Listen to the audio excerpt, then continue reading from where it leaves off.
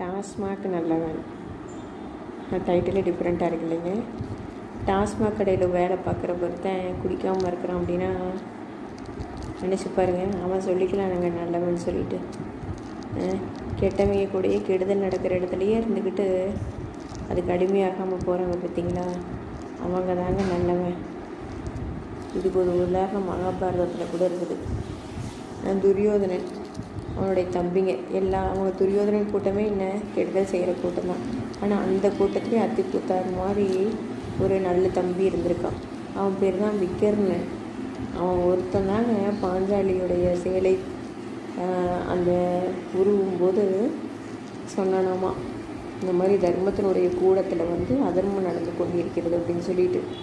அதனாலேயேங்க கிருஷ்ணர் வந்து விக்கர்ணனுக்கு நல்லவன்கிற ஒரு பட்டத்தை கொடுத்து அவர் இறக்கும்போது அவருக்கு சாப விமோசனம் தந்திருக்காருங்க.